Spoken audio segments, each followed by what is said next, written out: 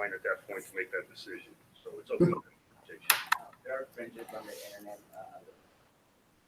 You say that again? There are Fringes on the internet. Yeah. that provided conspiracies that spread widely on the internet. Does that cause any issues for the investigation? No. That's one of the things that we alluded to in the public information request of all the parties on cameras, documents and stuff is quite often with the release of that information, you have people that believe they are smarter than you or keyboard cowboys that provide you information for you to change your investigation or your direction of your investigation. And we have to adapt to that because some of it might be viable information, but a lot of it's a waste of time. And so which one? Which one is it? It did not change our direction. No.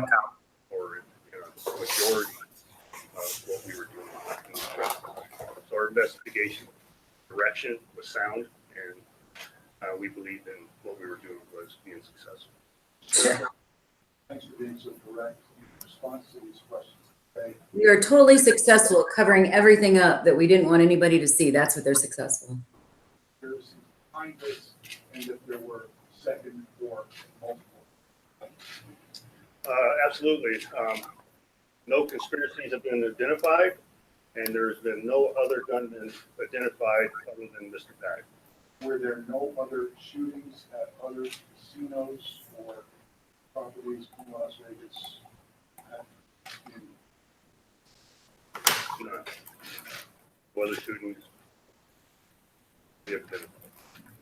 One of the explanations behind that, Ken, is just to provide you some clarification, is we had people evacuating the scene that sustained injuries. They had blood splatter. They had blood evidence on their person.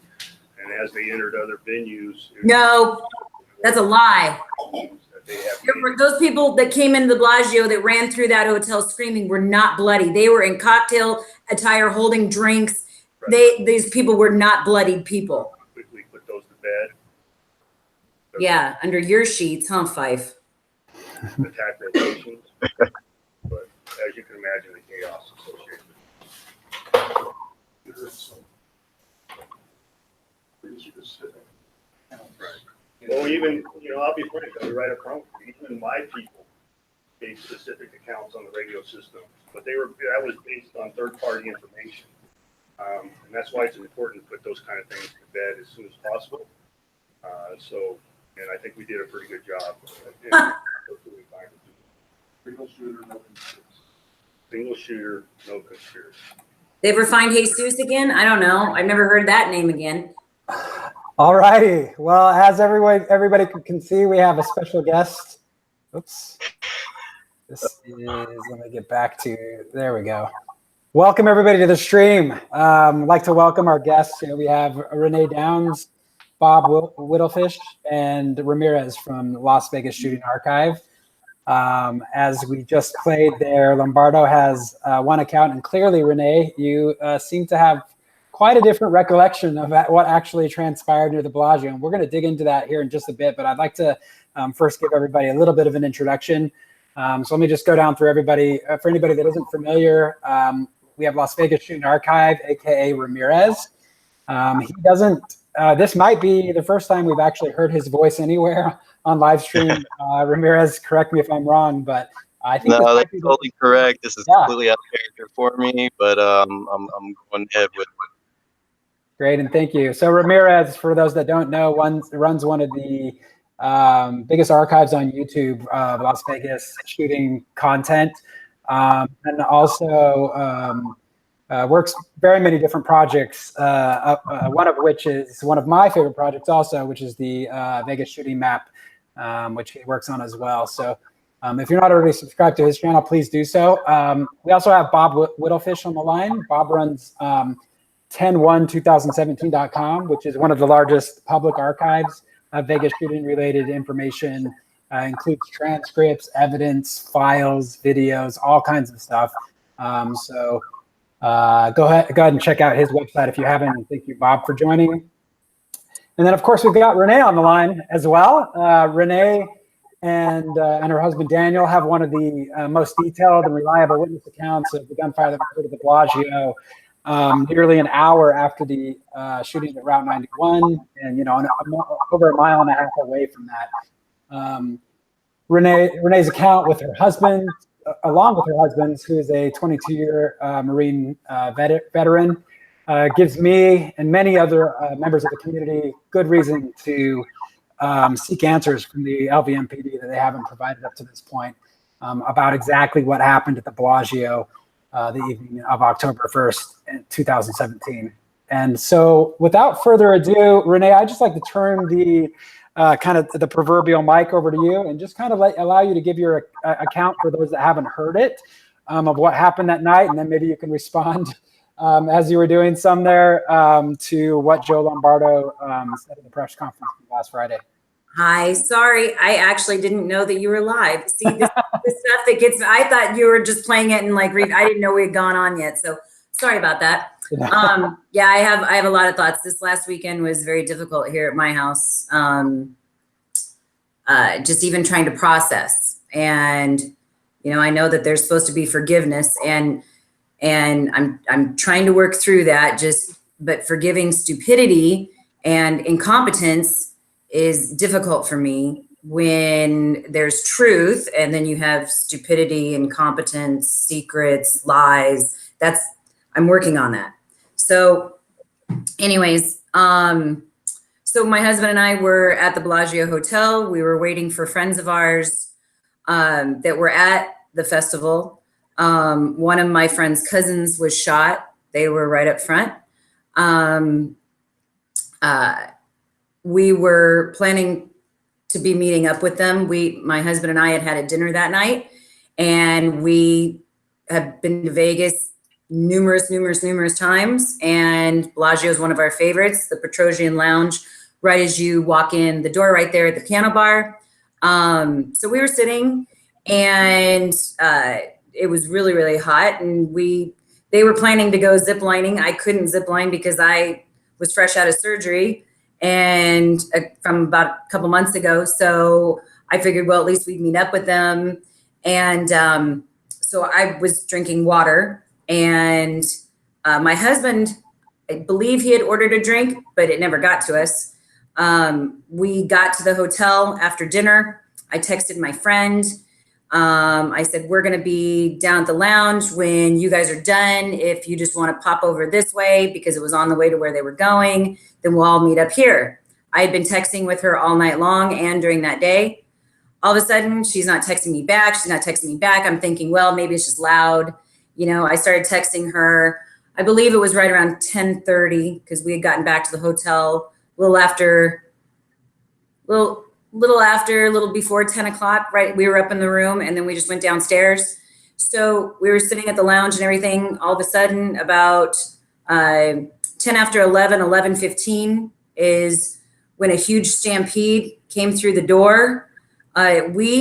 I kind of thought it was like a big fight breaking out. Like when you see guys getting into like a thing, I thought that, oh my gosh, there's something going on over there. And then all these people just started running in, and we heard there were like smacks like that, the pops. And my husband immediately took me behind the head, threw me under the table. And he was scared for our lives. And people at that time, there's big cement pillars around the lounge. They were jumping over the pillars to try to hide. All the stanchions in from the doors, the big glass stanchions that were there, they were flying over people's purses, drinks, everything flying everywhere. We all got down under the tables. I was actually laying there, and a lady couldn't find her son, and I was just saying shh, and I was praying with her, and my husband was kind of in the back on top of us, and I felt him go to move backwards, and I said, where are you going? Where are you going? He's like, you just stay down. In the back of the bar, there's a kitchen area, and my husband was looking, because that's what he does, to see where the threat was coming from and how he was going to be able to protect us from it. And also as far as doors, that kind of thing. Everything got quiet as my husband was scooting back. And I just remember saying, get down to him. And all of a sudden, security comes in and they start yelling, everybody down, everybody back. So at that point, when they were saying back, people started taking off all through we could see them running because we were still down. People started running towards the back doors, the ones that had been hiding. We were actually told to come through the back where there's a long bar at the Bellagio. We didn't even know that there were doors, and I didn't even know that there was a hallway that was there on the far other side of the kitchen. We went all the way back there where we came out to these elevators after the corridors. I lost my husband. My husband was staying up in front to make sure that everybody was getting through the corridors. And he just told me, you just go. So he caught up with me at these elevators and people were piling in them and just, you could not even imagine the chaos. They were overcrowding and people are saying, there's no more room on this. There's no more room on this. And another one dinged. My husband turned around and this little old couple was right next to us. My husband kind of grabbed them, got them in with us. And we went to hit the number. My husband went to hit the number and we couldn't go anywhere. And we don't know how. Some bellman happened to swipe. He reached in and swiped his card and just hit. And we went up to 32. So when we got up to the top of the Bellagio in this tower, where we knew that it wasn't our room because we knew that our tower was down and through the hall and everything like that. So we didn't really know where we were. And I went immediately and kind of went to hide behind, they have like a table and planter type thing right as you get off the elevators. My husband got off first and kind of checked because we didn't know if people were going to be on the floors. So he kind of got off and checked. And so immediately I got off and went right to the left and stood right there and kind of crouched down. And the little old couple was over by me.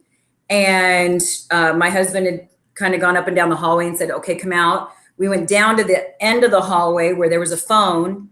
My husband was trying to call the front desk and no calls were going through. So at that point, I got on the phone and that was actually how I knew what time it was because I didn't have my phone. I asked my husband, I said, give me your phone. I need to call my dad and leave him a message. And so I called my dad and left him a voice message at 11:31. And all of it, so we're kind of standing back against the doorwells and they have like the front posts that kind of come out. So I was up against the doorpost thing. My husband was kind of down. The little old couple went down the other way and they were kind of hiding. And then all of a sudden, after we were up there for maybe about 5-10 minutes, a couple came up and they got off and they said, what's going on? And we're like, are the elevators running? And they said, yeah, we just came up. So my husband said, okay, we need to get back down. Well, there was a door where we were. So he went outside and he kind of looked and he saw the stairwell and it was going down, but he could see that it said street access. And he didn't want us out on the street considering we had heard the gunshots. It's as they were coming towards the Bellagio. He didn't know what was going on outside. So he didn't want us out on the street. So at that point, he shut the door. We went back down the elevator and maneuvered our way over to our hotel room. Do you want me to keep going as far as when we got there? Yeah, well, when did you start the live stream? So we got back to the hotel room and we had been out, like I said, to dinner with family that night. So I was in jeans and high heels and, nice stuff on. And my husband immediately told me, get gym clothes on. And because we didn't know if we were going to have to run. He goes, and put on your tennis shoes. So we changed like that. He was going to go and he said, I want you to stay right here and lock the door. And I'm thinking, I'm not, wherever you are, I'm going. So we maneuvered our way and he went first, of course, and kept clearing so that I could keep following him. We went downstairs and then that's when we saw all the people with the luggage and stuff like that. I'm like, what the heck is going on?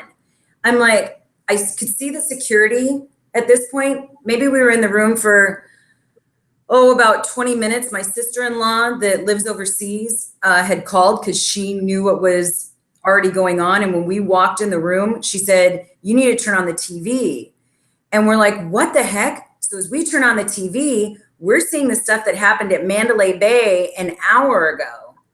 And they were coming on saying at that time, this was already after midnight, 12:15, that the airport had been shut down. They were, all the hotels were going on lockdown, but that there was the one shooter. And I'm like, no, this is wrong. There's more than one shooter. They're not saying this right. This is happening down here. Now, we didn't know that stuff had already been happening at other hotels as well. And then after that is when I was finally able to get in touch with my friend.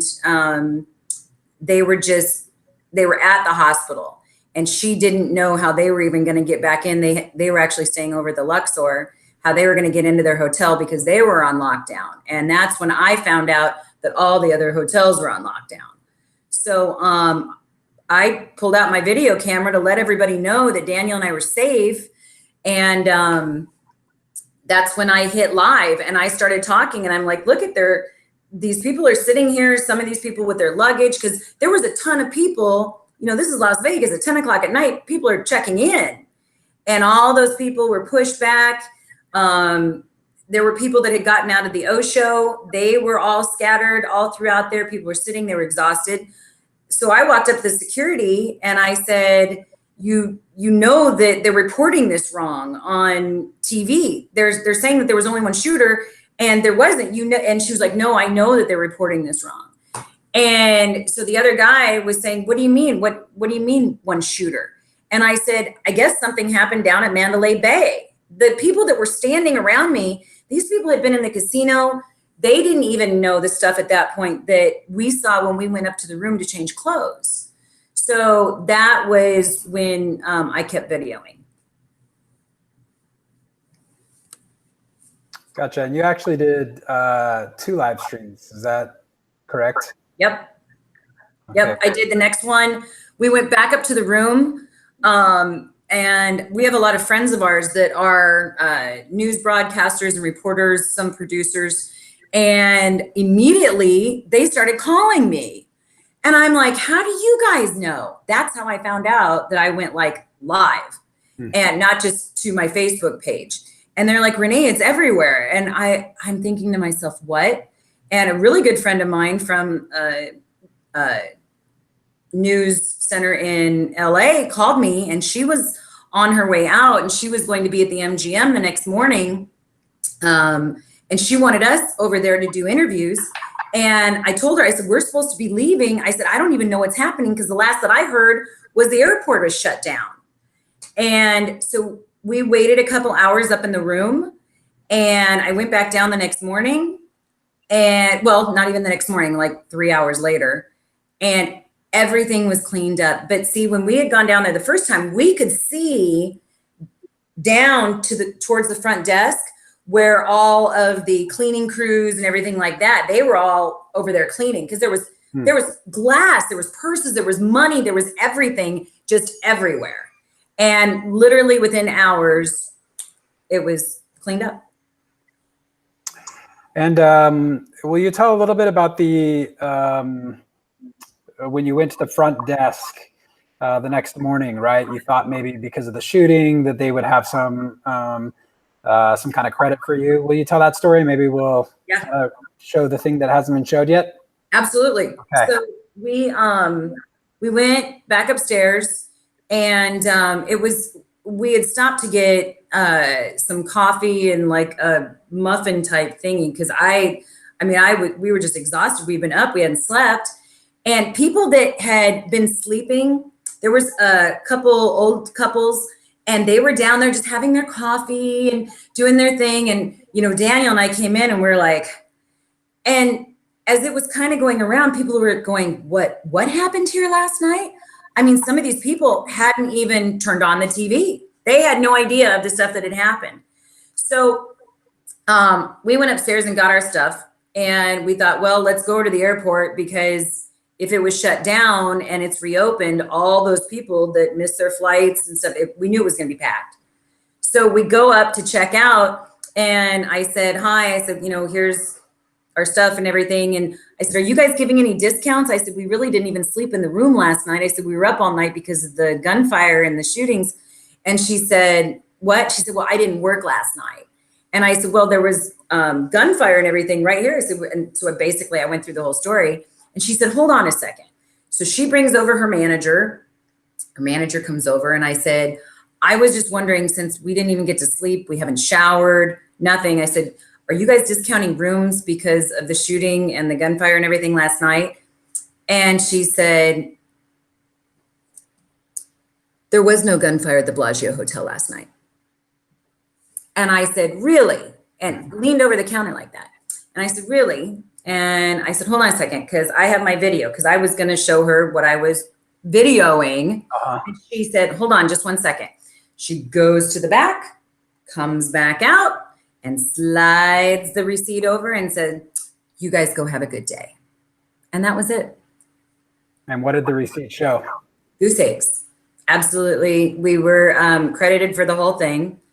I mean, I've won more money in Vegas and spent way more on rooms and haven't just been credited to basically keep my mouth shut. Do you feel that that's what they were doing? Is like, absolutely.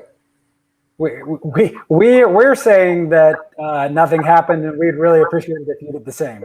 Yeah, like all these other thousands of people that maybe they asked for the same thing. Did everybody get deals that night? I don't know. Maybe it was like, oh, just Bellagio Hotel night, MGM night. We're not making anybody pay for rooms. Really? Right. Interesting. All right, and so this is your actual receipt, yep. A photo of your actual receipt from that morning, right? Yep, absolutely. Showing the $0 balance. They credited your entire room fee for that that night. You can see the arrival date here was 10/1, and then departure date 10/2. Yep. Okay.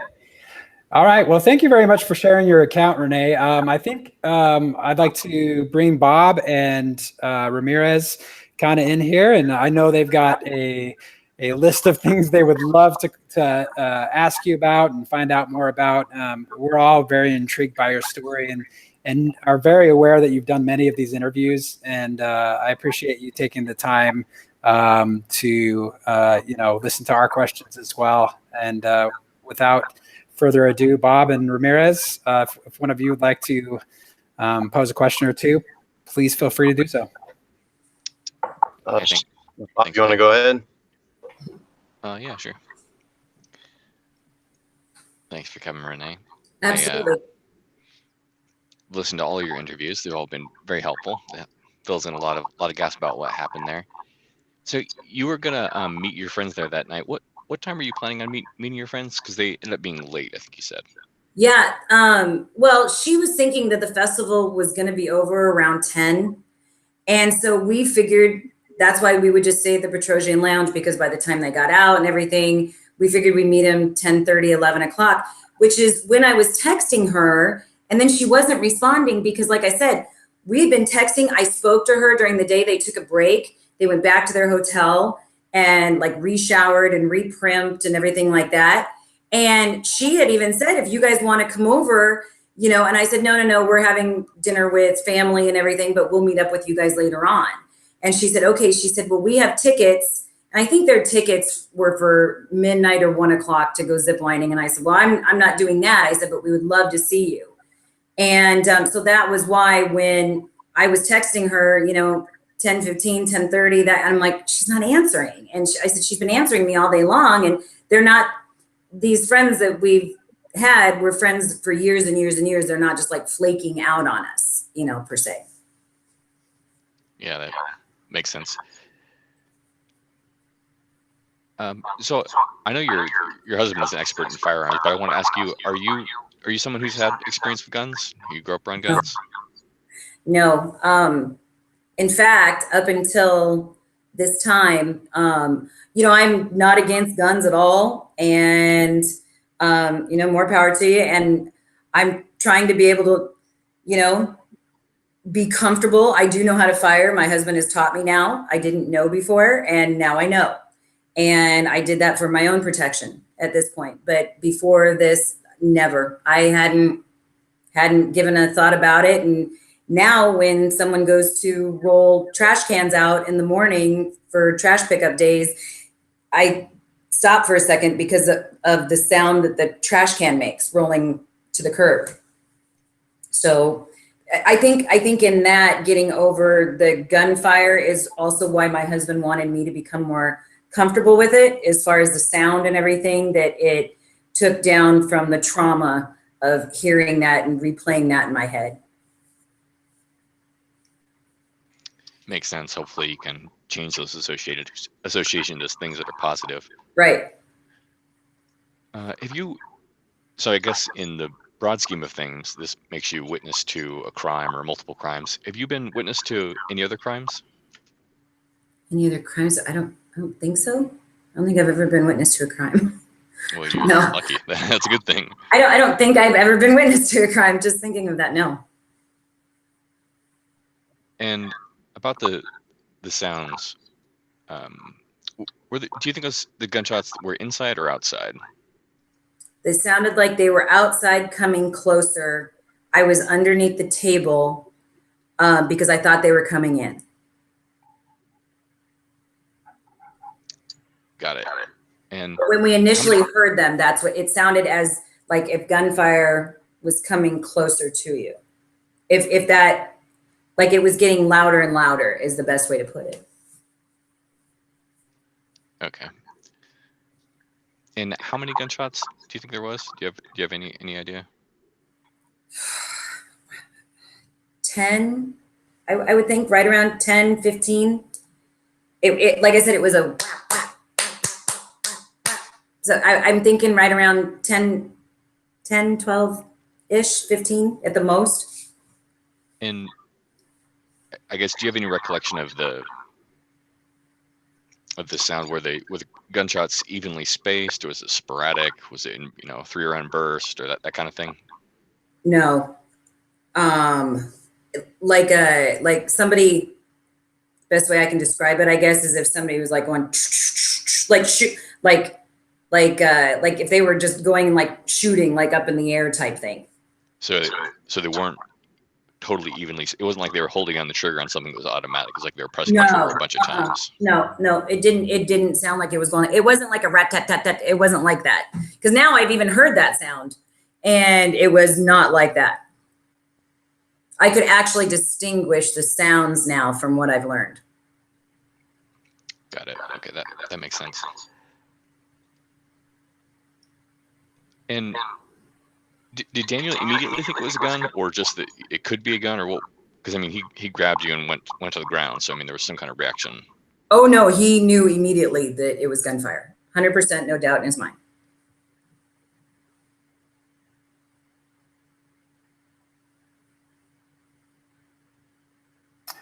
So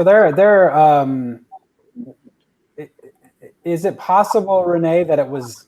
This is going to sound like a very specific and maybe dumb question, but I have a purpose with it. Is it possible that it was exactly nine shots that you heard? Like, seems within the range, but I'm thinking, like I said, yes. When it started, I mean, probably 3 before I actually was like, oh my God, this is happening. And that was the only time in my life that I ever thought, this is how I'm going to die. I'm not a great flyer. I don't like turbulence, that kind of thing. And I'm always like, oh my God, please let me just get on the ground. But when I heard those shots, I literally was, this is how it's going to end. And so, like I said, the first few might've gone by me, and then it was like, like this is happening. And then all of a sudden I just knew I was down. Yeah, I think, what you experienced, and we know that many other people experience something very similar. It needs to be explained, right? And I think that's kind of why we're all here tonight. I would like to, with your permission, play a video, but it has the sound of gunfire. I want to make sure that's okay. Yeah. I don't want to re-traumatize you. So, in thinking about this, one of the things we do when we're researching is try to theorize and think, what could cause that would have some kind of logical explanation because, like Lombardo pointed out, and like other people pointed out, nobody came in recently shot, right? So I tried to think what else could cause the sound of gunfire, and one thing that I thought of that is a possibility is that there is a type of flashbang grenade that fires off basically 9 sounds of gunfire right in a row. And I'm curious if that sounds familiar to you. So I'd like to play that for you and then just get your thoughts. I've actually heard that term before because I posed it to my husband and he said 100% no. Oh, okay. Well, then maybe I won't play the video. No, you can still play it. Go ahead. But he knew immediately that it wasn't. And because that's the only, when you just said that flashbang. Yeah. I'd heard that before. Typically, a flashbang is just one loud bang, but there are ones that have a series of bangs. So let me pull it up here. Okay.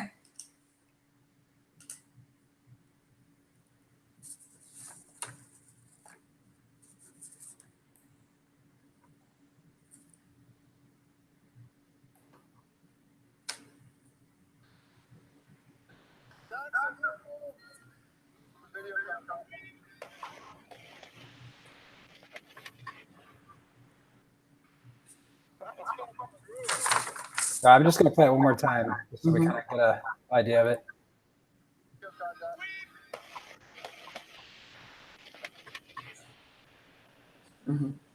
Sound familiar at all? I couldn't hear. Oh, okay. Let me try turning it up a little bit. Okay. Actually, I'll turn it up to max and see if you can hear a little better.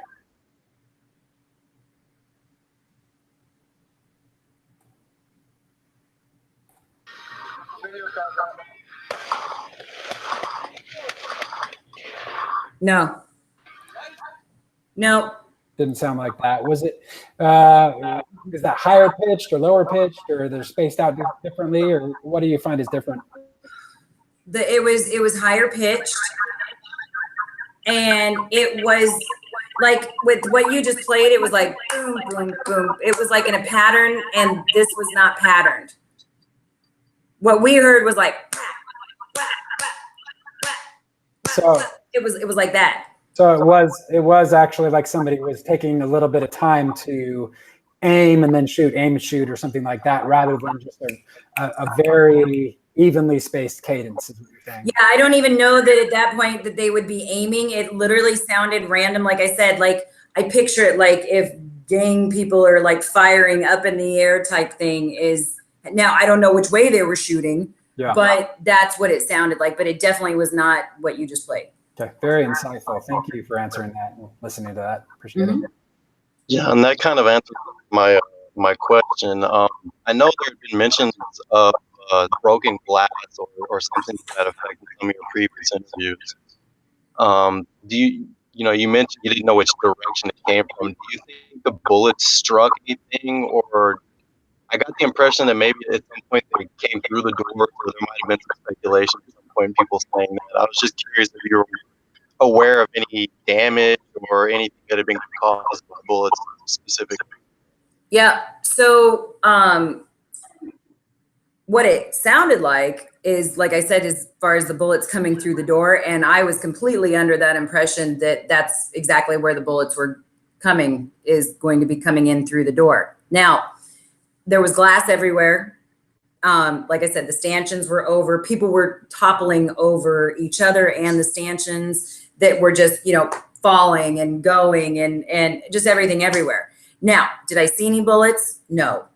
Do I know if one of the doors was shot or anything? I don't. People had said to me, they're like, well, there was no boards or anything put up outside the next day. I'm like, really? Because you don't think that a hotel, a multi-billion-dollar hotel, might have a few extra doors on hand downstairs in the basement? Like, no, they're just going to go get the carpenters and start hammering up those boards, to protect everything that's in there. I'm like, really? So if there was anything done, it was replaced, like I said, before we even took that next video. Because when we went to go take that video that morning, I honestly believed that they were going to have security standing there, the whole thing roped off, and that there was going to be glass shattered from the windows or doors. you thought it would be a crime scene. And when you came there, it was Exactly. basically Vegas is normal once again, which is Yeah. part of the illusion of Vegas, right? They have all that stuff on hand so they can keep the, keep Right. any problems out of people's minds. You know, it distracts from what Vegas is, MO is, I guess, which is, you're there on vacation. So you don't have to bother with things like broken windows and doors and stuff like that. Well, we also were, when people were telling us that had gone over there, I have a couple friends of mine that live there that went over. And, in all the times that I've ever been in Vegas, I've never seen divers going through the fountains there. And that was the next report, is that they had divers down in the fountains where the water is and stuff. And I'm like, I know they weren't fishing. There's no fish at the Bellagio and out in front. So what were they looking for? Interesting.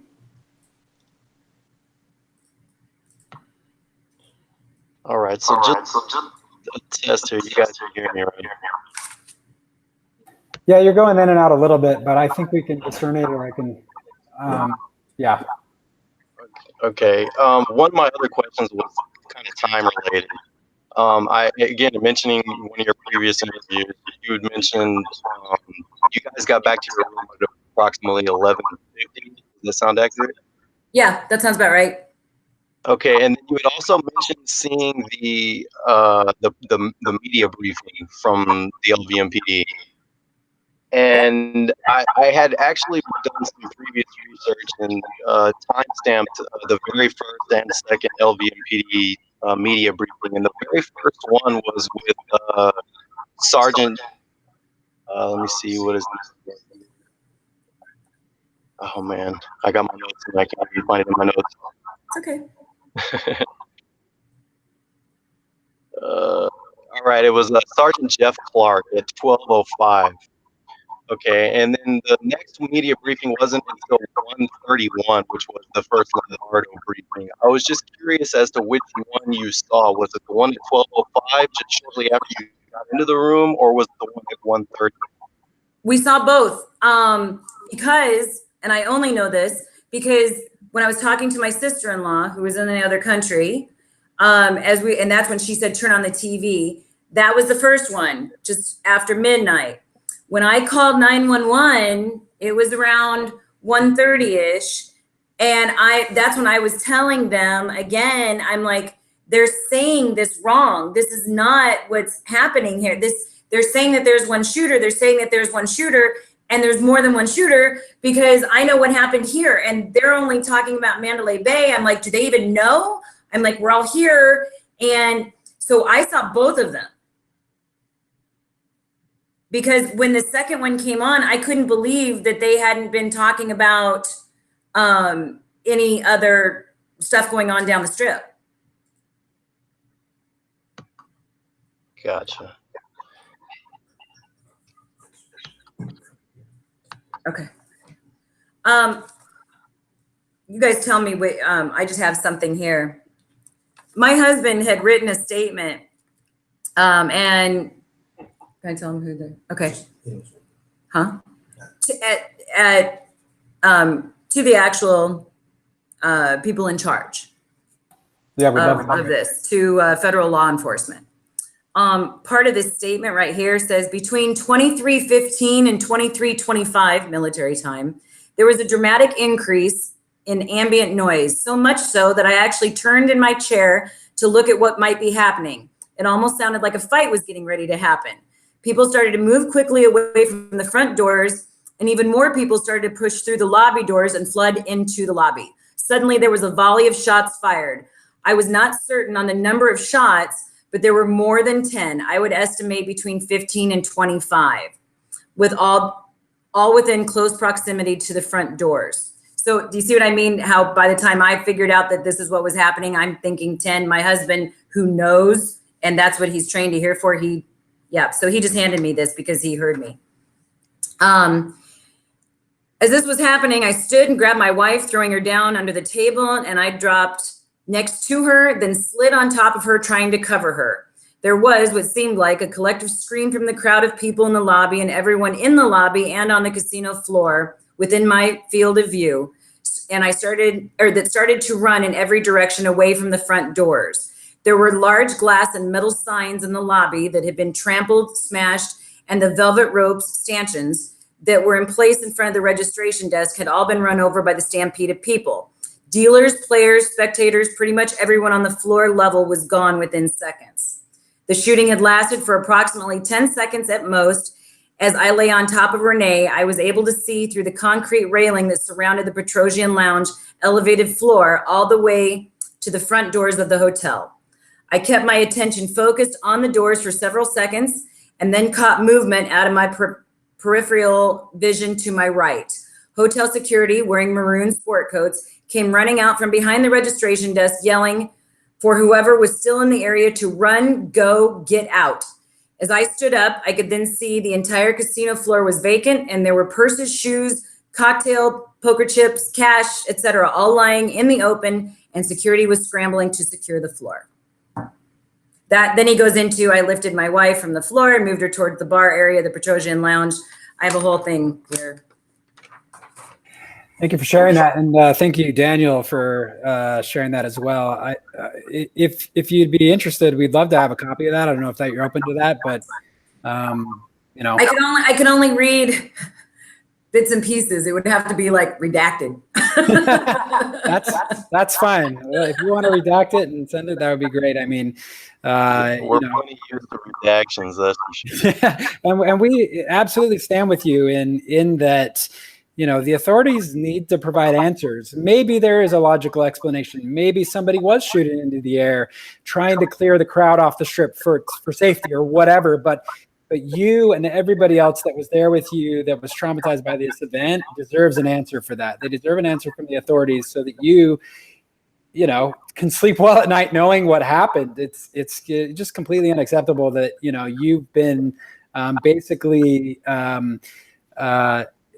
you know, gaslighted in a way and told that what you experienced firsthand, what your husband experienced firsthand, Didn't happen. what all these other people exactly didn't happen. That's completely unfair to you. It makes you question your own reality, which is totally, you know, that's 100% gaslighting, and it's just not ethical or right for them to do. So, yeah, if there's anything we can do to help spread your account and Daniel's account as well, you know, we're here for you. I can tell you, you know, because I'd heard that too, what you just said, as far as that they were trying to clear the strip and, you know, sending people down and stuff like that. But because of now the friendships that I've formed with other people that were at other hotels and things that they witnessed, and even at the Paris hotel that happened after us, friends of ours that were at the Caesars, that people that actually saw gunmen, that is that is what makes it just, you get, like I said, you get so mad, and you just, even in what they're saying, because you know what they went through. I am not the only one that went through this, and, you know, may God rest the souls of the people that died at the festival and everything, and thank God that there weren't more. But when we're trying to say there was other stuff, because if you don't stop it, it's not going to stop. And do I think that this was gun violence and stuff? No, these were bad people doing bad things is what it was. And when they're trying to say, no, it wasn't, you can't make sense of the unsensible. It's a hard pill to swallow. I mean, I can't even imagine what it would be like to have gone through that in the first place, and then right afterwards to be told that no, that what you experienced wasn't real, it was something else. You know, it's just yeah, can't even imagine it. Yep. Let me pull up for those watching that may not be familiar with Rene's account or any of the other accounts across the Bellagio, I'll just pull up a tweet here. It doesn't take long to find other accounts of that were similar to Rene's. This is one example, which was just a tweet. This gentleman, who I believe was a reporter, Nick Short, was listening to scanner audio and heard that negative, no shots fired at Bellagio. Reports on that are negative. And then the first tweet down here below is from Annabelle Black, who states, I was there at the Bellagio. There were shots fired there as well. So, you know, I think that it becomes increasing. The more I look into this, because I'll be honest with you, Rene, I was kind of in the boat like, okay, well, these people, you know, if you look at the time after what happened at Route 91, and it makes sense that people would have been filing into other hotels from Route 91 at that time. So I was kind of in the group of, well, it's probably panic, much like Lombardo said, until I started to look further into your account and what Daniel said, and then things like this tweet. It just becomes very increasingly difficult to deny that something happened and it was gunfire. You know, so I encourage everybody watching to go out and do some of your own research and look into it for yourself, because I think the deeper that we go into this, it becomes more and more necessary that we ask for answers from the LAMPD. The fact that they were even trying. In fact, when I got off our airplane, it was like they knew I was on the airplane, and I was interviewed by the news, and immediately they were saying, oh, well, it was probably echoes of shots fired. Echoes. An hour and 10 minutes later, An hour later. Echoes of shots. Okay. You know, there's that canyon that's right next to Las Vegas for all those echoes. Yeah, all those drink glasses lined up, and it just kept ricocheting off people's glasses, I guess. I don't know. Complete insane. I mean, that's how ridiculous it sounds. Yeah. Insane. So, Rene, is there anything that you can think of that would help to convince these skeptics, the people who say, you know, you're just crazy with hysteria? Is there any way that you can think to reach people like that who just don't want to believe what you experience, what these other people report? How do you deal with that?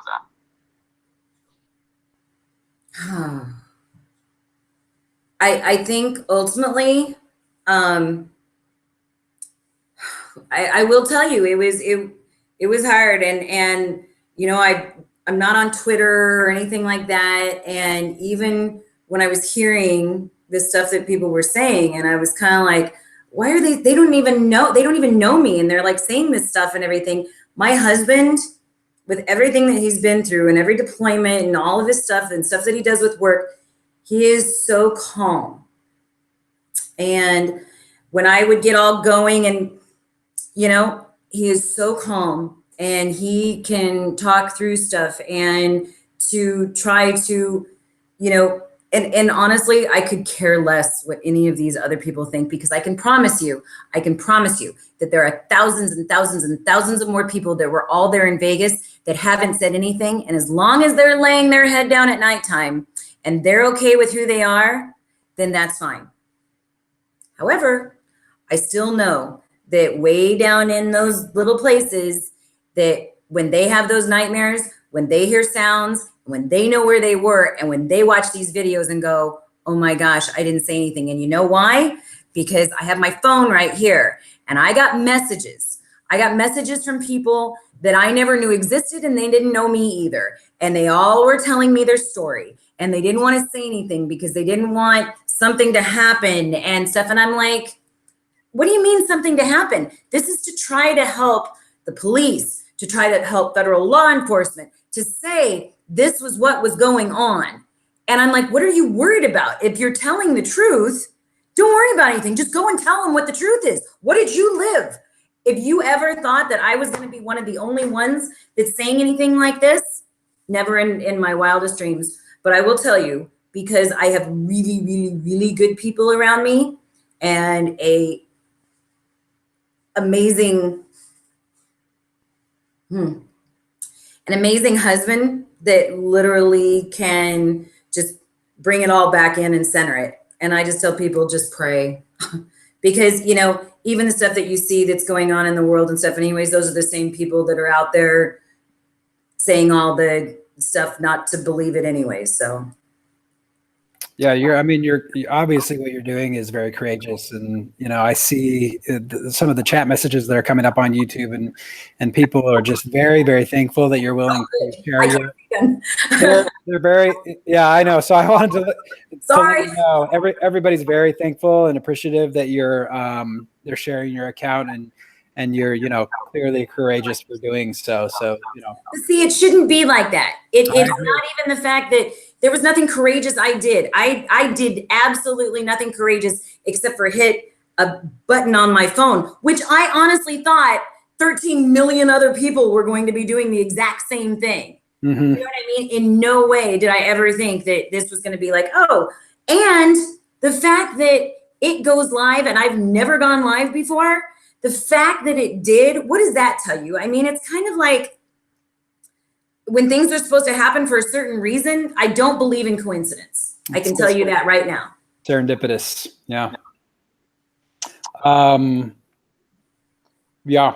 I mean, so what does that make you think? So the fact that so from your perspective, would you say that you feel like there has been a direct cover up of at least what happened at the Bellagio, and how the Las Vegas Police Department and FBI have treated that? Yes. Okay. And I know for a fact that Fox News asked for a surveillance tape. I know for a fact that they did, and they were denied a surveillance tape. From the So Bellagio? what does that tell you right there? Yeah, well, yeah, it's not the first time we've heard that in this community. In fact, yeah, we've only been able to source really one security tape that I'm aware of within the community, and then that was handed off to the authorities, but it was kept within our community as well. You know what I mean? Yeah. 5x5 News got the security tape from the building that showed where Melissa Ramirez's body was Yes. laid. That was somebody, that was one of the researchers. I can't take any credit for it, but Mike Turber from 5x5 News, took that. But it shouldn't be that hard. I agree with you. It shouldn't be that hard to get the truth and for everybody to be willing. I mean, this is America, right? We're supposed to be courageously, transparent with the truth, and it's just, yeah, Sad. sad that it's come to this. Hey, Yeah. just to interject, just really out of curiosity, how do you know for a fact that Fox 5 was denied that footage? No. Not Fox 5. Fox News. Like Okay. Fox, like Fox and Friends, Fox News, yes. And because I spoke to them myself. So, yep. And amongst another station in Palm Springs, another station in North Carolina. I know these people, another station in Arizona. They know me. Some of them have been to my wedding. And they know the people that my husband and I are. And so it wasn't like they were just calling Joe Smith out at some place that's saying, hey, Joe, I'm so-and-so. No. These people know me. They know my family. They know. And when they're telling me, Rene, we tried and we've been denied, I believe them. And what was their reaction to that? Were they on board with, this is not standard practice, we're used to getting this kind of thing, and it screams cover up, or they're used to this kind of thing from Vegas hotels?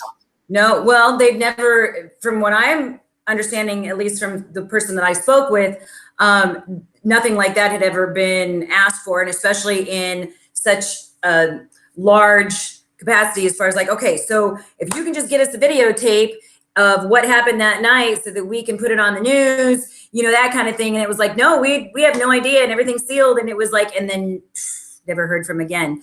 And because these people kept in close contact with us and especially with me, and to let me know every step of what was going on. And that's why, I kind of kept quiet. I told a couple people as far as, when they asked for interviews, and I'm like, there's going to be so many more people that are going to be coming out and telling all their stuff, and didn't happen. Yeah. I mean, even just looking at your live stream and just seeing all the people that were in the hotel, I mean, there has to be hundreds of people that have a very similar to your account, and the one absolutely that we showed on Twitter, and there are a couple others out there, but it's really a small group of people that have come forth. And I just, I mean, it's not about like, well, is somebody going to do something or something like that? It's literally, I mean, you have to believe. I have a lot of friends of mine that are police and federal law enforcement and that kind of thing, and I've discussed this in great detail and great length with them. And, you know, even they're just kind of like, you know, do other people have other things? You know, my video didn't show everything by any means. Do other people have things, you know, that they can start bringing out and bringing to the table to give them even more, because they're not even comfortable with what's being said, knowing what I went through. And, you know, like I said, some of these people have known me for 40 years. So, you know, this isn't, I didn't meet these people getting a traffic ticket. Right. You know, I've got to believe that there is other evidence out there, not just from what happened at the Bellagio, but over at Route 91 as well. And we even seen some video surfacing recently that wasn't out there before. So I think that you telling your story and us helping try to spread the word helps with that. And I kind of, hopefully it opens up the door and people see that and they say, oh, you know, maybe me sharing mine or sharing my video, sharing my account, you know, isn't a bad thing.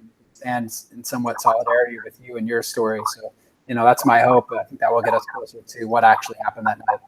Well, I so appreciate, and I know my husband appreciates, everything that you guys all do. You know, sometimes when I get a message or something like that, I'm like, oh my gosh, there's still people that every day they wake up like, okay, is there something else to find out? And they're on their computers, and, you know, I am not computer savvy. I don't know that stuff. And so I thank you, because when stuff does come out, because, you know, it all comes out in the wash. And when it finally does, you guys are going to be the ones, when you talk about like hero type people that are doing all this. So I thank you. I've never met you guys. You know, you don't know me, only from the stuff. So whatever you guys are going to, questions you want to throw out at me, I will be more than happy. I've never prepped for anything. As far as any of the interviews that I've done, I didn't know these people. I later became good acquaintances with them. And, but, you know, I mean, that's why it's just kind of like, if they would just, these other people that have all these videos and stuff, like, just tell the truth, and give it to the law enforcement. So then when it's undeniable, or get it somewhere where it's undeniable, that they can't just say it didn't happen. Right. Just brush it off.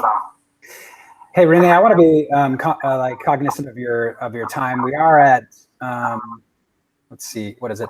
10 o'clock your time, because I'm on Pacific. You know, we're of course happy to go longer if you want to, but I do want to respect your time. So if you need to leave, you just let us know. And if you want to keep going, you just let us know as well. What are you looking at time-wise? Am I okay for a little bit?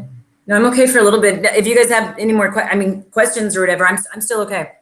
Yeah, I'm sure that we do. Go ahead, Bob or Ramirez. I do have one question related to Jeff Richards. Have you ever had any communications, or are you aware of Jeff's corroborating story? I am. I think he was the one. They were coming out of the O show, right? Correct. It was live. Yeah, that was one of the first people that I ever saw that I went, and that's why I remember his name, because he's from Canada.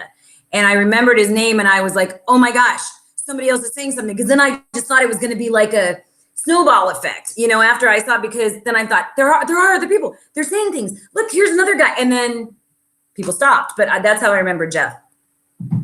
Gotcha. Very interesting. Another one was, what was her name? Aurora Monroe at the Planet Hollywood. Are you aware of her story at all? I don't know. Is she the lady whose dad was a police officer? Yes, I believe so. She has a very similar story within the Planet Hollywood. She actually questioned whether you guys heard possibly the same shots. I don't know if you think that would be a possibility, or that she heard that. I didn't hear that she heard shots. Yeah, she claims that she heard shots as well, and I was just curious if you thought maybe it's possible, since the Planet Hollywood and Bellagio are in such close proximity, that maybe you guys heard the same shots.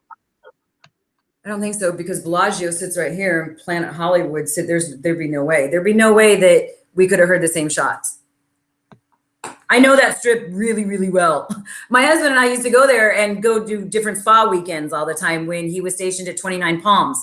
So, you know, we used to take off and do weekends in Vegas, and it was kind of my thing, like, oh, which hotel are we going to stay at next? And, you know, from him having to go from deployment to deployment, it was his downtime as well. And so that's how I know. I'm like, I'm sure she heard gunshots. Absolutely. Do I think it was the same ones? No, I think it was as they were from the Paris, right? Yeah, the Paris would have been where those could have been the same ones. But then I have friends, that are inside the Paris. I didn't know them at the time, that actually saw gunmen going into the Paris. And there is a female police officer on that thing that says that there are gunmen inside the Paris. Yeah, I'm aware of the police scanner audio. It's very interesting as well. I can't remember exactly what the wording is, but it's something to the effect of somebody running around with a rifle inside Right. one of the clubs inside of the Paris. Yep. They specifically mentioned them causing pandemonium, actually. Knew it was something. I couldn't remember. I've heard so many and stuff like that, but no, that I do remember. But I did see that lady's video, and like I said, even the thing, sometimes you look at surrounding factors, and I don't know that lady or anything like that, but she really went in. The lady that was at Planet Hollywood went into her background, as far as like, look, my dad was a police officer, and blah, and so she kind of, I think, knew where she was coming from as far as the stuff that she was saying. I don't doubt anybody's stuff. I mean, I don't know them. I don't know where they were. If somebody wants to tell me something, I'm not going to doubt it, because I know what I went through, and I'm not going to be the one to be like, no, maybe not. But so no, but it was actually, I honestly believe that it was just creating such a huge snowball effect. I'm like, there's going to be millions. And then no. Rene, do you have any advice for people who have to live with the knowledge that, you've experienced something firsthand that's denied by local and federal government and denied by the mainstream media? You have to live with that. Do you have any advice for other people who have to live with that same kind of knowledge? Advice. I would say write it down. Above anything, if you write it, then, when it's fresh in your memory and stuff like that, when my husband had written his letter and stuff like that, I thought, oh my gosh, but I've been saying the same thing, and I just knew. I'm like, well, I know I'm telling the truth, but it makes it so that you don't forget anything and you don't skip over something. I knew that I went down underneath the table and stuff like that. And when I remember the whole evening, like I said, I remember it sounding like there was a fight starting, and then I saw all the mass people coming through and stuff like that. So write it down. And,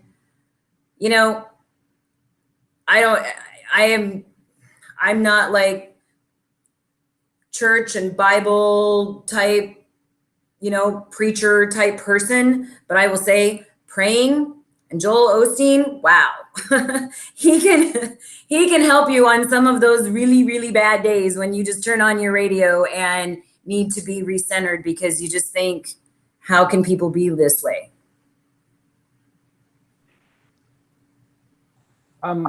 Rene, Eddie wanted me to ask you to speak about the Catherine Lombardo and FBI story. Do you want to share that?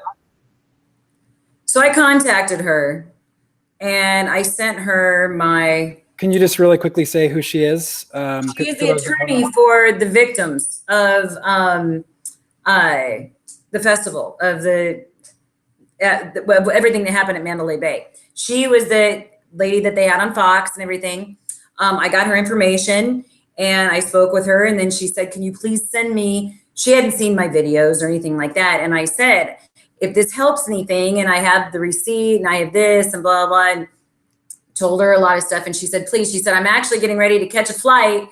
Send it to me quick, and I'll be able to go over everything, when I'm flying, and I'll call you when I touch down. I thought, okay, so I sent her everything, and I sent her a text, and I said, did you get it? I mean, to her private cell phone, and she said, yes, I got it. I'm boarding right now, and I'll call you in a few hours. Well, have you heard from Catherine Lombardo? You guys? I'm asking you a question. Have you guys heard from Catherine? No? No, I haven't. Not Okay. regarding the Bellagio. No. That's the same answer I have. Okay, so I never got a call. I texted her back. I said, were you able to open everything that I sent you? that kind of thing, yes, was received. That was it.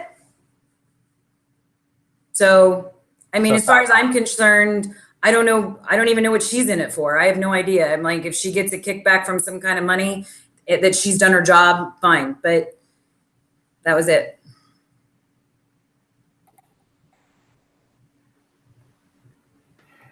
Are there any, and maybe you can't answer this, but are there any attorneys that you or anybody else that you're aware of in relation to the other incidents on the Strip are working with?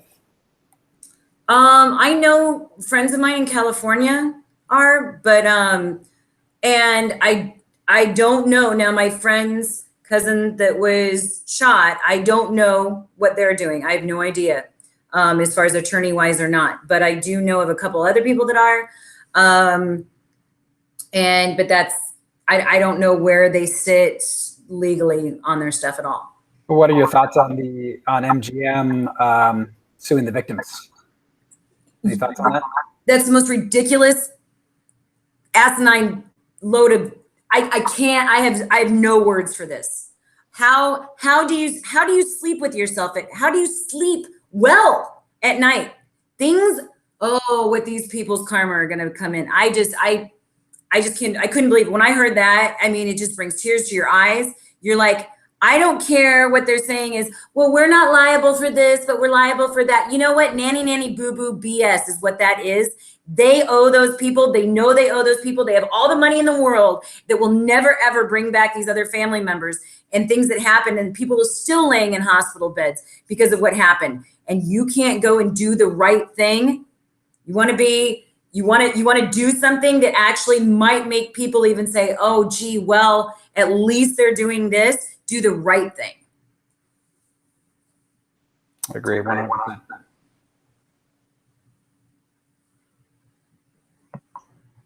Yeah, totally agree. I couldn't have put it better myself.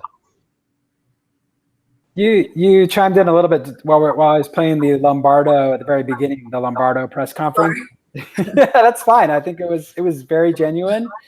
Reaction. Any thoughts about that, of what he said, and how he specifically even stated that the other reports on the Strip were, due to panic? Any response to that? My husband has been trained not to panic. So if I'm the wife in the family and I have other military wives, friends of mine all around, and, we're sometimes the emotional ones. We're very, very strong, but we're also very emotional. But our husbands are trained not to panic, because if they panic, other people's lives are at stake. So when my husband hears something, my husband, knowing that I just had surgery, takes me and throws me down under a table so that he knows that he can then go to protect me, others around us. And like I said, I lost him in the corridors. He was making sure everybody was getting through, everybody was going. I was almost in tears at this point because we didn't know where we were. I was just in a herd of people, and all I knew is I lost my husband, and he just said, go, just go. But he wasn't going to leave there until all those people, and we didn't know if people were running around the hotel with guns, what they were doing. And my husband, he was just trying to make sure that everybody, like I said, he's trained not to panic. I'm hearing gunfire going off in my head still, even after it had stopped. And what else is going to happen? Is the hotel going to blow up? All these other scenarios that are going on as I'm running. My husband's trained not to panic. And that's about all I can. Yeah, I'd really love to ask him, how his reaction would have been different had he not heard shots. I mean, would he have gone to the extent of, throwing you under the table and jumping on top of you, or was that in direct reaction to the shots? You know what I mean? Yeah. Nope. It was in direct reaction. I'm looking at him right here. Direct reaction to the gunfire. Yeah, if it wasn't gunfire, he would not have reacted to that extent, right? He would have. I mean, you stated he's trained to, not panic, right? Yeah. He said if it was a fight, he probably would have stood up and been like, yeah, like two drunk guys getting into it over whatever. He isn't going to get involved unless somebody's actually like going to get hurt. You know, he has the, okay, can I give you a quick scenario? Please. Okay, so we are in Palm Springs, California at a place called La Peon, and Antoine, who is the maitre d' there, is a good friend of ours, and we were having dinner there, and a guy was getting drunk at the bar, and we didn't know. I mean, beautiful French restaurant. We had no idea. We were in the restaurant side, and as we were having an after dinner drink by the piano and everything, I'm sitting there, like if this is my table right here, my husband's across from me. We hear this guy, and he's getting louder at the bar and getting louder at the bar and getting louder. Now, this is a few years before Vegas had happened. And he's getting louder and louder.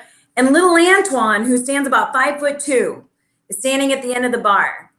And he's telling him, you're cut off, you're done, you need to pay your bill. And the guy goes, I'm not paying my bill, blah, blah, blah. Starts yelling. He picks up it was his drink, right? His big glass drink thing, and goes like this, because there were other drinks from the bartender right here. And he goes like this, and Antoine's right here, like he's gonna throw it and everything else is gonna go coming at Antoine. My husband literally pushes the table. I'm on the other side, pushes me back, grabs the guy's arm as he's going, because the guy didn't like see us sitting right behind him looking like, what is going on here? Grabs him as the guy is in mid-throw, takes him down and does that whatever maneuver is, gets him down to the ground. And I'm like, oh my gosh, what's going on? And my husband is, honey, get me a napkin. And I'm thinking, oh my God, he's bleeding. There was glass. And he's like, honey, get me a napkin. So I go over and I get him a napkin and everything. He said, now put it under the man's head until the police get here. I was thinking, I'm like, that's how calm he was. This little guy was going to, or this huge guy at the bar was going after this little Antoine at the end of the bar. And my husband tells me to get a napkin for the guy's head so that he has something as he's laying on the floor until the police get there. Wow. Yeah. I mean, that kind of, that shows, I think, some perspective on how he would react in different situations. Yeah. And assess that particular situation as extremely dangerous, right? He's not armed. So the, the proper reaction would be to duck for cover and then, escape when you can. So yep. Thank you very much for sharing that. It's a good story. Like, oh, but no, I was like, I was literally, he pushes the table back and grabs the guy and everything was happening. And I'm thinking, oh my gosh, he got cuts. And he's like, honey, get me a napkin. Just get me a napkin. And it was, the guy that was on the floor kept telling my husband he was breaking his arm. He's like, you're breaking my arm. You're breaking my arm. And my husband said, I'm not breaking your arm. If you just stop moving, it won't hurt. The cop comes and he said, okay. And my husband said, okay, you got him. Because he's going to try and go. And the cop's like, no, I got him. The guy gets up and he said, he broke my arm. And the cop goes, can you go like this? And the guy goes, well, yeah. He said, this is how, from the police and my husband being trained, you can see how, non-emotional they are and everything to all of us that, want to stand and grab our phone and start clicking pictures. And, but that's what they're trained to do. So when you hear this kind of thing and what they were trained to do is not what they were doing, where does that give me any kind of hope in what is actually going on as just a private citizen? Yeah. Interesting. Somebody had a question in the YouTube chat. Had you heard about, so there's a live stream that broadcasts 24/7 in the conservatory at the Bellagio. And had you heard about that? How it went dark during that period of time? So did the Vegas sign outside, the one that says, welcome to Las Vegas, that sign that everybody knows? I had a friend of mine that went on the satellite and he started clicking the pictures and it literally is a still shot. And then there's like this blank time. And then he goes, Rene, you need to see this. This is one of my friends in Florida who randomly happened to do that, who knows how to do that stuff and starts sending me this stuff too. And I even sent that stuff to the news. But yes, this conservatory, I did hear that. Yeah. Have you heard about the cause for that or any reasoning for that? Well, I don't know if they wanted them to become the same tapes as what Hillary had done, then that's what I would assume, where they're all laying together in the same spot. They're on some shelf in some warehouse somewhere. Okay. If that's what they do. Starting to sound like an episode of the X-Files. Right? Right. As far as I'm concerned, she was out there with a hatchet. I mean, Burned them. right. Okay. Well, Bob had to leave us. He chatted with me. He wanted me to let you know, but myself and Ramirez are still here. Ramirez, did you have other questions you wanted to ask her, Rene? And also, I'm going to be watching the chat. If anybody in the chat has any questions, you can go ahead and throw them in the chat now as well. You know, I think that Earth Cam question was really my last question, if you were aware of that. You know, I'd really just like to take the time to say thank you for, in my opinion, being very brave in what you did, and, you know, doing so many interviews and being the kind of figurehead of this whole scenario that happened on the north side of the strip that really nobody wants to acknowledge. I really want to take the time to say thank you, and we all appreciate it. You're welcome. You're very welcome. That was my friend. He was actually, my personal trainer in Fort Lauderdale, and all of a sudden he saw the stuff happening and everything like that, and he was like, "What?" And he's the one that went on, and so I didn't even know that was like a thing that people could do that. And I have image after image after image to this day I still have it saved on my phone, and everything that I own is on an extra drive, so hidden. It's very smart. I've lost many hard drives in my time. It's a very sad thing to lose data or pictures or anything like that. Yep. Somebody in chat asked, actually, I'm not sure if this is, I think it is directed to you. It said, did you hear people saying things or just grouping together? Saying basically the lady that jumped over with me, what I heard her saying was she couldn't find her son. Other than that, the people screaming and everything. And then we got to the elevators, people were like, what's going on? What's going on? And the men were like, move, and my husband was kind of, in fact, hold on a second here. Maybe this will help. Let me put on my glasses. Oh, okay. This was also in the statement that my husband had written to federal law enforcement. Okay. There was a crowd of people streaming into the elevators. Many of them were panicked, and you could see by their faces that they were in complete shock. There was an elderly couple. That's that couple I was telling you guys about. There was an elderly couple trying to get into one of the elevators that was grossly overloaded, and several men were yelling at them to get out, we're full. One of the men even raised a fist towards the elderly couple. At this point, I actually had a conscious thought about the lifeboats on the Titanic. I put my hand on the shoulder of the elderly couple and told my wife to go to the next elevator because it was actually empty. We got into the elevator and another man joined us. As it turned out, you needed a key card for those particular elevators. The elevator went to the top floors only, and the man who had just entered, the elevator went to the top floors only. So when the guy hit the thing, we didn't know that it just automatically had gone up there. And the man who had just entered had hit that one. He used his key card and pushed the button for his floor. I can't remember which floor it was, but I simultaneously pressed floor 32. And when we got to the floor, my wife and I exited the elevator, and then I've told you guys the rest of that story. So that was kind of what we heard. Like I said, it was mass chaos and stuff like that. I mean, but that elevators, those other guys, I remember my husband telling me later, as far as the Titanic, he goes, when they say, they're not filling up the lifeboats, but yet they're still getting off the ship. Right. My husband could not believe. And these were guys in their 30s and 40s that were just, there's no more room. And he couldn't believe what he was watching. And so that's when we got into the other elevator. Yeah. So at that point,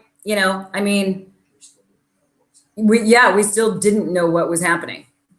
Yeah, and you hadn't at that point heard what happened south on the strip. No. Okay, let me just look in the chat here and see if we have any other questions. Somebody asked, did Did anyone actually see a shooter at the Bellagio? No. I think you kind of already answered Oh, that. we didn't. My husband and I didn't. Okay. Nope.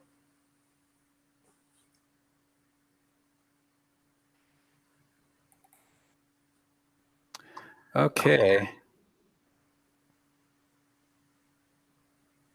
Okay, I think that's, I don't see any other questions in here directed to Renee, so I think, here's one. Can you ask Renee if she thinks any bullets impacted in the Bellagio?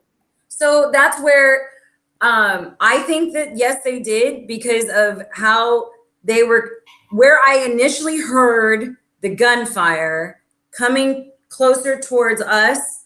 I believe that yes, I believe that yes, that happened. Can I tell you if it happened? The only person that knows that is who has the videotape of the Bellagio, because when we saw them sweeping up all the glass, when we had gone down to do that, when I did the first video and I was talking to the security lady, and which was a lady, by the way, it wasn't a man. People were saying it was a man, and I'm like, no, it was actually a lady with just really short hair. And we saw the cleanup crews, sweeping and doing all that. And when everything was happening, even as we were down you could hear the glass shattering. And that's why even on my video, I said, as bullets were coming through the door. And because that's what it sounded like to me. Did I see them? No, I did not. And yeah, but that's all I have there. So. And I think you had already been asked this, but did you see, so you heard shattering glass. Did you see the glass windows actually broken at the Bellagio, or you just heard the sound of it? Just heard the sound of it. Okay. And all the signs, where they have like the O show, it's on these big glass signs and everything. And those were all, and those are big. It's not like, a little thing. Those are big, thick, and those were shattered everywhere. So, and that we did see. And where were those located? If I can pull. So when you walk into the Bellagio, Trujillo has all of his glass artwork up on top of the glass. In fact, that was the first thing that I thought about, was Trujillo's glass up there. I'm like, oh my gosh, all this glass is going to come down when I heard the gunshots. And but they had the big plaques, the big signboards, and all right there. And they were right at the front, because here, okay, so here's your front desk. Then they have the stanchions that weave in and out, okay? And they have these red velvet ropes, that in between. Then if here and here is on your way to the front door, this is right where the stanchions or the signboards were. So very close to the front door. Oh yeah. Okay. Yeah, people were literally, my husband just said, he goes, they were literally running through them, running over them, everywhere. Gotcha. Okay. I know you need to come. All right. So I think that there's a couple of questions trickling in here still, but I think we're going to go ahead and call it. And really appreciate your time, Renee. Thank you for sharing your story, for adding on to it the additional things, especially. Thank you for showing the receipt that your Bellagio receipt. The Bellagio receipt that shows the account that your amount was zeroed out. I think that was great. It was definitely something we didn't have before, and absolutely adds to the I guess the impact of your account. At least for me.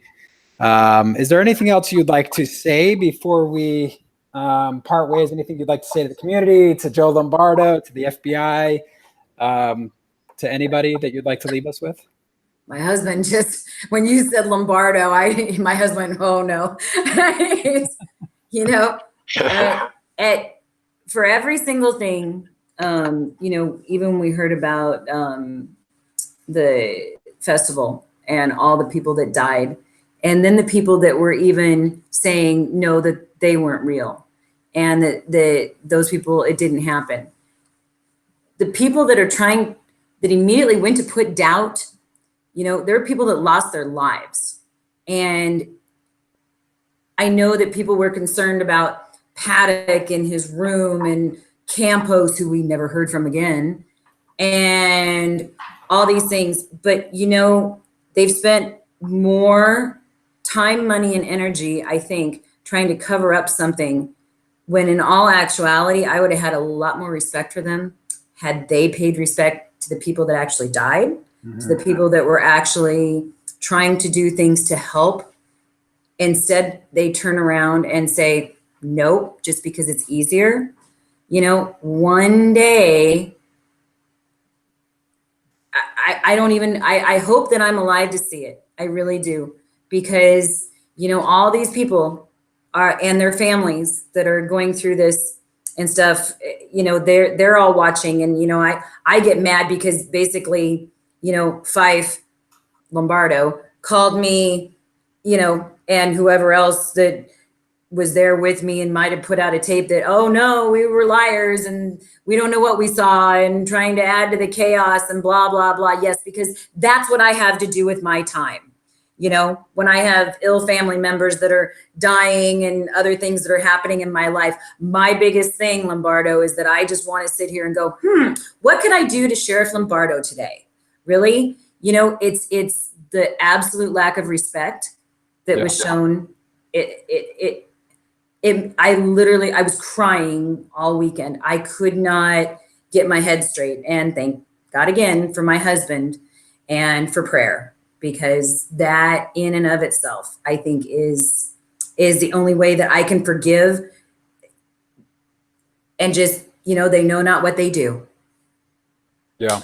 Well, I'm very thankful for whatever it is that's empowering you to keep on doing what you're doing and sharing your story. So, you know, thank you to your husband and whatever, you know, whatever powers that be that are allowing you to be powerful still in the face of, you know, Absolutely. whatever this mess is. And you know, we're a community that's been downplayed by Lombardo as well. He called us, you know, keyboard cowboys or whatever on Friday. And I think, you know, there are definitely those people in the community that are more, you know, on the conspiracy end of things, and you know, but there are also those of us that are trying to do real research and trying to figure this out for the people that, you know, that were injured by this, you know, or affected by it. And so, thank you once again, Rene. Really appreciate meeting you and speaking with you. And you know, I always wait to see, and this is just kind of one question that I have. You know, even in government and everything, and you know, when they talk about, you know, the gangs and stuff like that, and you hear the people always saying, oh, well, you know, they're not that bad. And if they just need, I'm like, what if it would happen to your mom? What if it was your sister? What if until it becomes personal, they don't get it. And the thing is, the people that aren't doing the conspiracy theories and stuff like that, we are the ones just for truth that like get it, because things have happened that I have seen personally, and I have seen what it does to families and the emotions and everything behind it. And I always say it to people I know. I'm like, until it's personal to them, which sounds horrible because you don't want to wish anything bad on anybody, no matter who they are or what they do. You don't want to wish anything bad. But when you sit there and you're like, until it becomes personal to them. You know, if Lombardo would have had a sister at that festival and his sister would have been shot and she didn't make it, I don't think he would have been so quick to get up on that stand and say what he said the other day. Yeah, I'll bet you're right.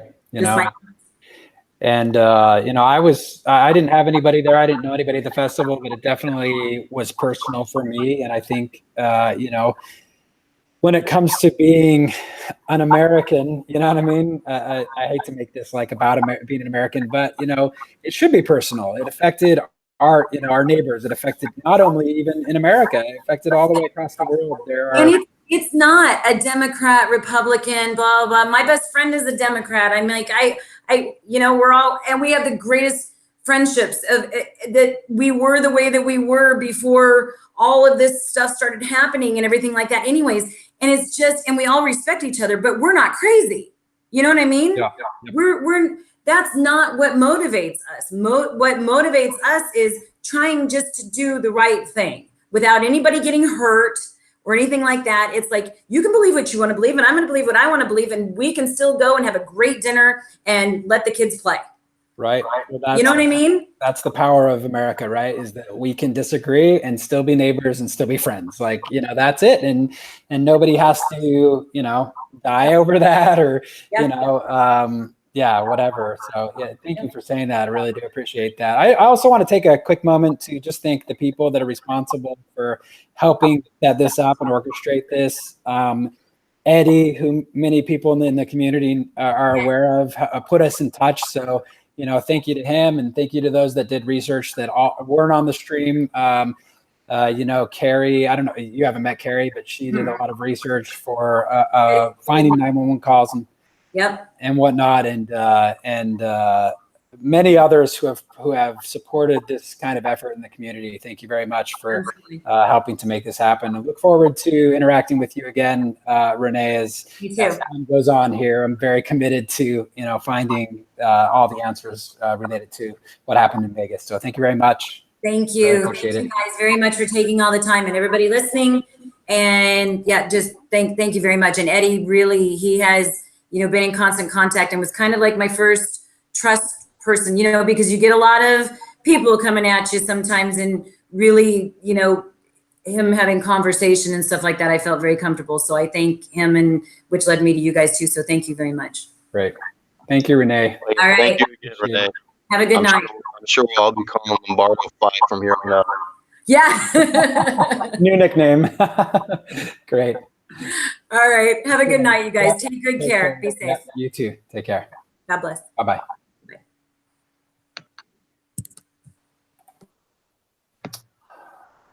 All righty. Are you still here, Ramirez? I'm still here. All right. Well, I wanted to offer, if we can keep going a little bit. We've gone about an hour and a half. Oh, you might have to peel out of here soon, right? Yeah, I actually got to get up and go to work very shortly, actually. So I should probably try to get a few hours of sleep before I got to get up and go work.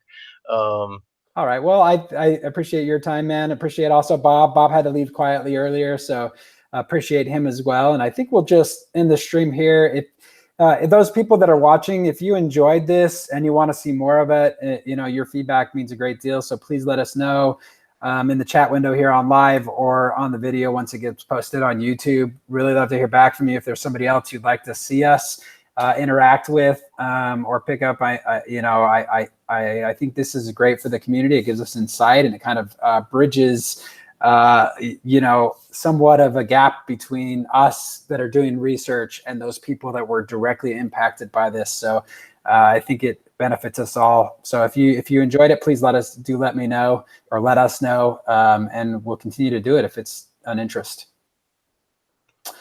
All righty. Thank you, Mr. Ramirez. Yeah, no problem, man. I appreciate the opportunity, and I do agree. I think it's very healthy for us to all, try to come together and communicate, and having a live stream gives us an opportunity to chat in a way that we usually don't get to. So I appreciate the opportunity and giving us the platform to do so, Weg. And until next time, I appreciate it. Yeah, and thanks for bringing your voice on for the very first time here. Really do appreciate it. I'm sure people were wondering. I know before I had my voice, people wondered what I sounded like. Yeah, so now they've got a little bit more, range of perspective on who you are. So appreciate you coming out, and maybe we'll do it again sometime soon. Cool, man. Take care. Yeah, you too. Take care. Good night, everybody. Thank you very much again. Bye.